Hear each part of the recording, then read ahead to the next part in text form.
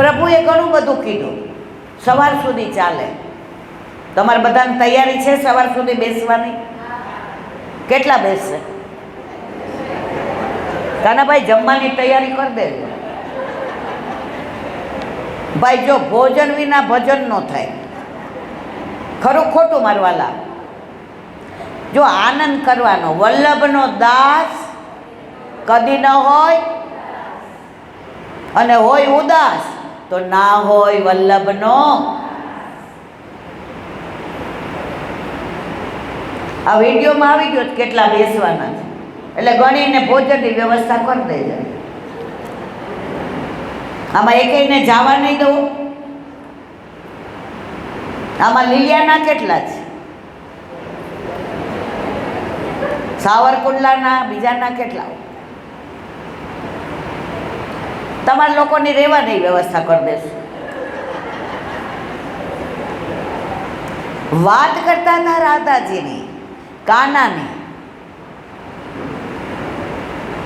તું રાધા કે મરી સાણી છે, તારી આંખો કેમ ભીંજાણી છે.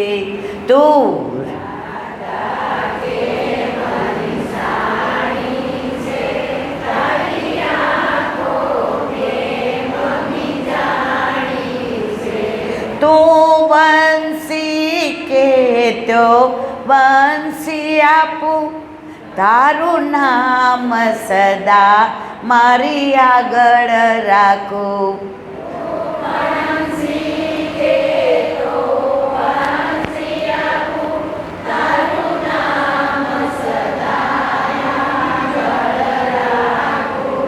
તું તો હૃદય કમળની રાણી છે, તારી આંખો કેમ ભીંજાણી છે.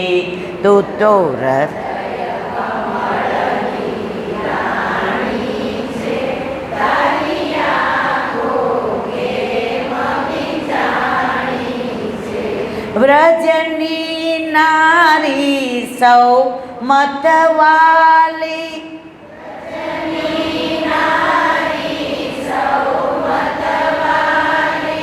એમાં તું મને સૌથી વધુ વાલી.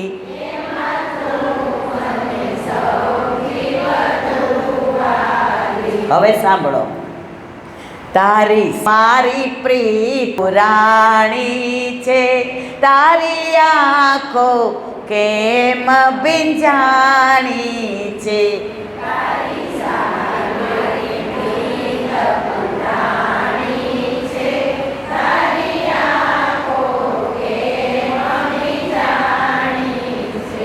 દુનિયામાં તારું ને મારું છે,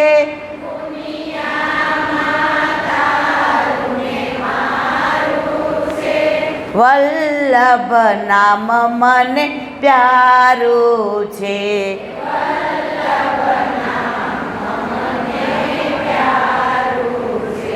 હું તો ચરણ કમળની દાસી છું, તારી આંખો કેમ ભીંજાણી છે.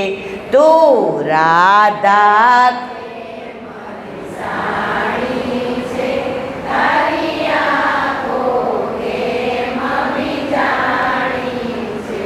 પ્રભુએ બહુ વિનંતી કરી, બહુ મનોહાર કર્યા, પણ રાધાજીએ ઠાની લીધું હતું કે જો હું સામેથી મળવા જઈશ તો મારી સખીઓ બધી મારી મશ્કરી. ત્યારે પ્રભુએ કીધું તો હવે આપણે કાલે મળીશું. તમે તમારે ત્યાં એ કિનારે અને હું આ કિનારે. જે પુષ્ટ નથી કરાવતા તો વલ્લભ કહે છે કે આ જન્મમાં હવે તમારો ને મારો મેળ પડશે. સમજી ગયા? નહીં કહેવાવાળા સમજી ગયા ને?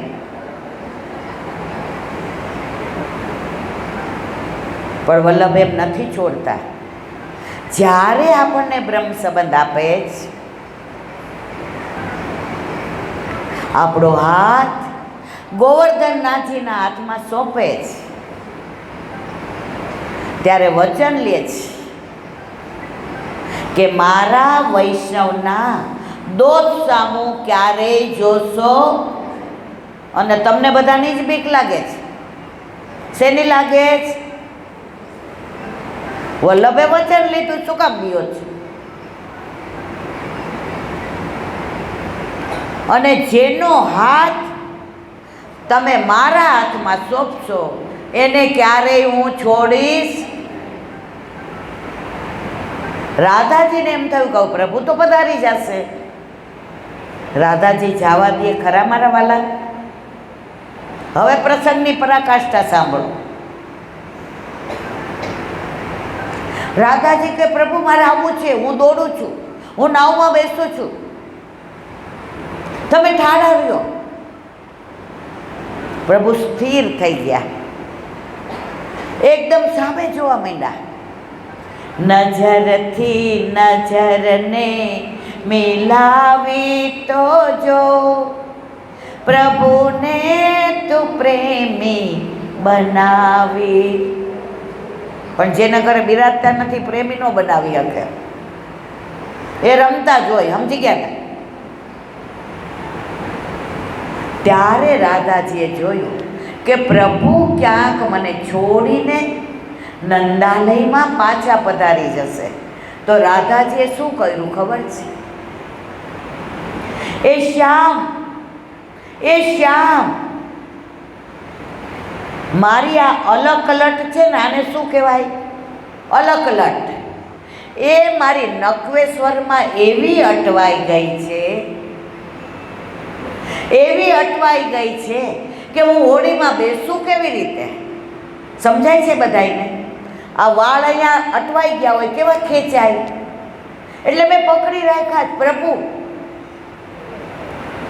તમે પધારીને આ સુલઝાવી દો ને.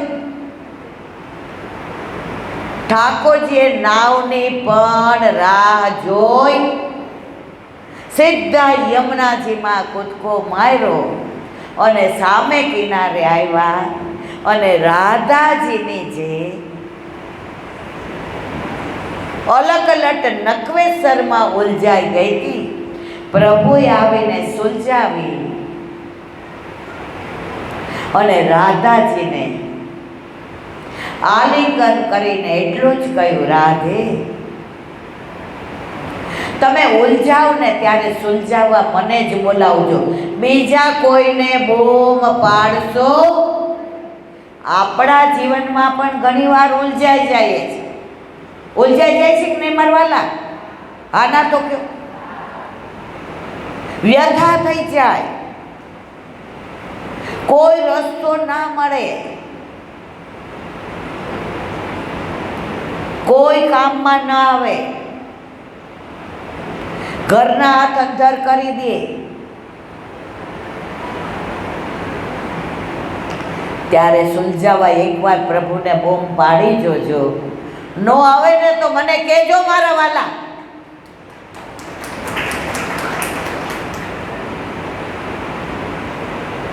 પ્રભુ ઉપરનો દ્રઢ વિશ્વાસ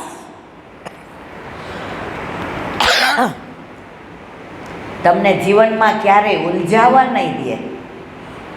અને ક્યાંક એવું થઈ જાય ને ઉલઝાઈ જાય ને તો એ સુલઝાવશે ને કોઈને નહીં કહે. ગામના તમને ટોન્ટ મારશે, તમને 5000ની મદદ કરી હશે ને 50 જણાને કહેશે આ ઊંચો થઈને ફરે છે, પણ એને તકલીફ હતી ત્યારે મેં 5000 આપ્યા હતા. મારો પ્રભુ આવો હાથ પગ હૈયું કેવા બનાવ્યા છે. કોઈ દી તમને કીધું કે જો મેં બનાવ્યા છે આવા સરસ? કીધું મારા વાલા? સાચું કહેજો. આપણે દેખાવડા હોય એ સરસ હોય, લોકો આપણા વખાણ કરતા હોય તો આપણે એવા રાજી થઈએ, પણ એ ભૂલી જઈએ આને બનાવવા વાળો મારો નાથ છે. जिसकी रचना इतनी सुंदर वो कितना सुंदर होगा, वो कितना सुंदर.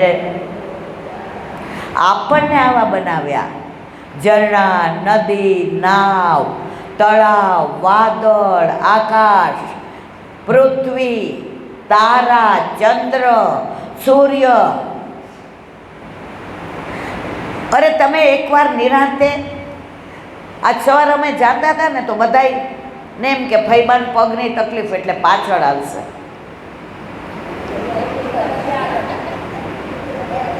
પણ મારો હાથ કોને પકડ્યો હતો? એક તારો હાથ ઊંચો શ્રીનાથ, સૌને બોલાવતો ઊંચો કરી. આપણો હાથ જેને પકડ્યો છે ને, આ બધાથી મોટી હું હતી સવારે, હતી કે નહોતી? એટલે કાના તો સૌથી પહેલું કોણ હાલતું હતું? આનું ગામ તો હાલતી તું આગળ. કઈ શું કામ ખબર છે? એક એક પાનમાં, એક એક કોપળમાં,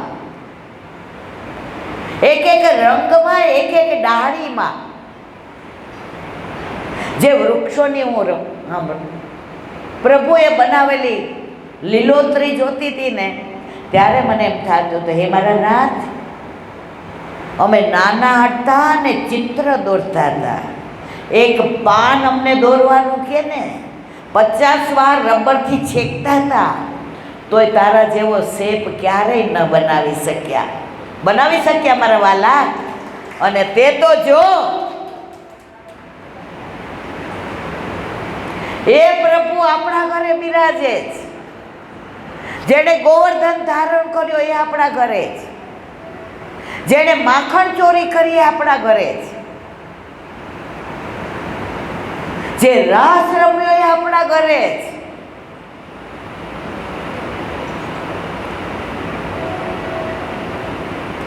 જ્યારે અર્જુનને પેલું મત્સ્યવેદ કરવાનો તો પ્રસંગ ખબર છે ને બધાને?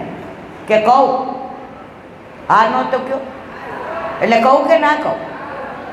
હા, એમ બને કહેતું રહેવું.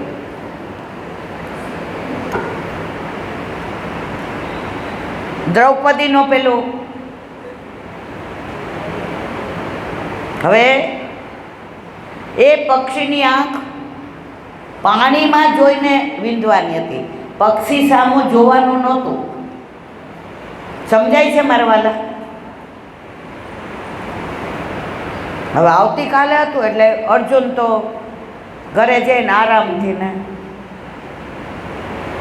દ્વારકાધીશે વિચાર કર્યો કે મારો અર્જુન મૂંઝવણમાં હશે, મારો અર્જુન ચિંતામાં હશે. લાવ હું જઈને એને સાંત્વના આપી આવું. આવા ત્યારે અર્જુન તો નિરાંતે ઊંઘતા હતા અને એના શ્વાસોશ્વાસમાંથી એક જ અવાજ આવતો હતો, કૃષ્ણ કૃષ્ણ કૃષ્ણ કૃષ્ણ કૃષ્ણ કૃષ્ણ. પ્રભુના શ્રી અંગની સુગંધ આવી અને અર્જુન જાગી ગયા. જાગ્યા એટલે દ્વારકાધીશને નમન કર્યા, વંદન કર્યું. દ્વારકાધીશે કહ્યું, સાંભળ, કાલે દ્રૌપદીના પેલામાં તારે જવાનું છે. તું બાણાવળી છો, તું હોશિયાર છો, તું ધારે ત્યાં તીર ચલાવી શકે. પણ અર્જુન સાંભળ, એ પાર્થ, ગીતાજીમાં ક્યાંક પાર્થ કહ્યું, ક્યાંક અર્જુન કહ્યું, ક્યાંક કુંતી પુત્ર કહ્યું. બરાબર તારું મગજ ત્યાં રાખજે. જ્યારે જુએ ત્યારે બરાબર એ આંખ સામું જોજે. 10 મિનિટ સુધી ઠાકોરજીએ બધું અર્જુનને કીધું. અર્જુન અકળાયો. અકળાયો ગુજરાતી શબ્દ છે. કાઠિયાવાડીમાં શું કહેવાય? કયો તો ખરા. ખીજાણો. એ કે બધું મારે કરવાનું, તમારે શું કરવાનું? પ્રભુને શું કહ્યું? બધુંય મારે કરવાનું તો તમારે શું કરવાનું? ઠાકોરજીએ જવાબ આપ્યો એ બધા જ સાંભળજો. દ્વારકાધીશે કહ્યું, સાંભળ અર્જુન, આ બધુંય તારે કરવાનું, પણ જો પાણી સ્થિર નહીં હોય ને તો તારી વિદ્યા કોઈ કામ આવશે. હું પાણી સ્થિર રાખીશ. સમજાયું બધાને? આપણા જીવનમાં પણ શારીરિક, માનસિક, આર્થિક, સામાજિક, કૌટુંબિક કેટલી બધી વ્યથાઓ હોય છે. ઠાકોરજી કે ચિંતા કરમાં, આ બધી વ્યથાઓમાં તારે જરાય ચિંતા કરવાની જરૂર. આ બધાને સ્થિર રાખવા વાળો હું બેઠો છું. અને જેને ઠાકોરજી ઉપર વિશ્વાસ છે ને મારવાલા,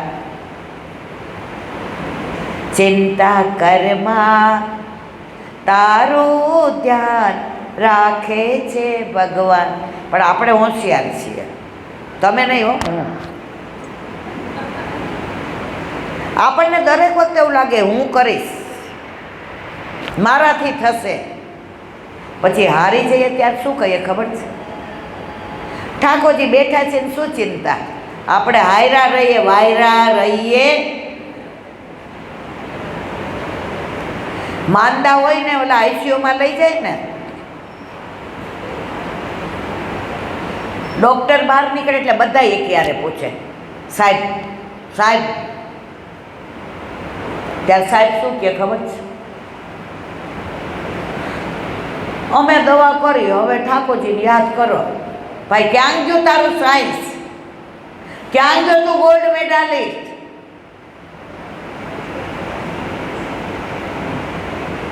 જેના હાથમાં બધુંય છે ને એ આપણા હાથમાં છે. સમજાય છે બધાયને? આખી દુનિયાને જગાડનારને આપણે સવારે જગાડીએ છીએ, પાછા ગાઈએ છીએ ને, જાગને જાદ કૃષ્ણ ગોવાળી તુજ વિના તેનમાં કોણ. આપણે જગાડીએ ત્યારે જ જાગ્યો. જેના ઘરે પોસ્ટ કરાવેલા છે ને, આજ સવારે અમને બોલો અમારા ઠાકોરજી 9:30 પછી જાગ્યા હતા ને. મેં કીધું હું મારા મોસાળમાં આવી છું, એટલે અહીંયા પછી મારે ત્યાં જેવું નહીં. અહીંયા છે ને હું મન કરું ત્યારે જાગવાનું. પ્રભુ કે ઓકે. આરોગ્ય આજે 12 વાગે રાજભોગ આવ્યો હતો ને ભાવના, પ્રીતિ આવ્યો હતો. એને કોઈ નિયમ નથી, એનો નિયમ એક જ છે, એ તો પ્રેમ કી દગી તેરે.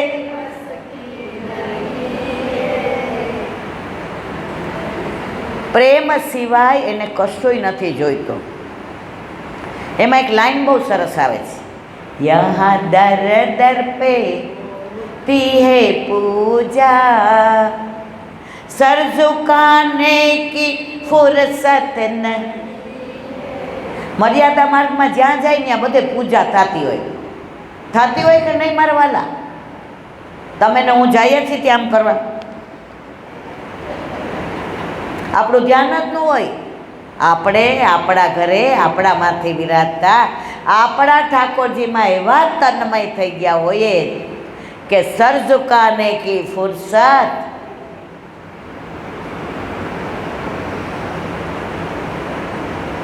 એ તો પ્રેમ કી બાત હે ઉદો. પ્રેમની એક સરસ વાત કરો. આપણે 6:30 સુધી ખરું ને? ખરું ખરું? હા ના તો કયો.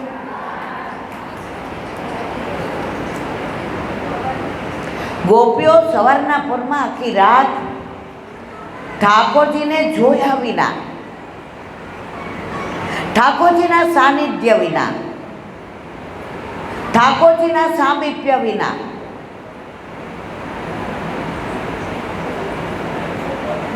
એક મિનિટ રેખો, દર્શન વિના એટલી આકુળ વ્યાકુળ થાય, એટલી આકુળ વ્યાકુળ થાય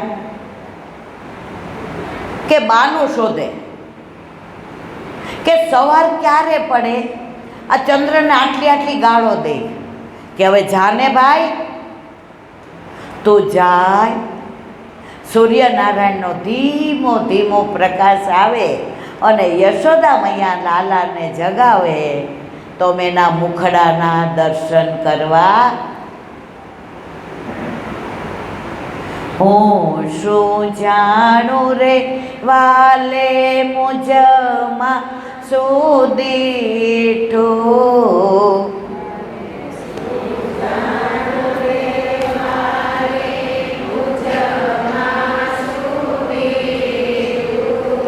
વારી વારી જોતો એ મુખ લાગે મીઠું.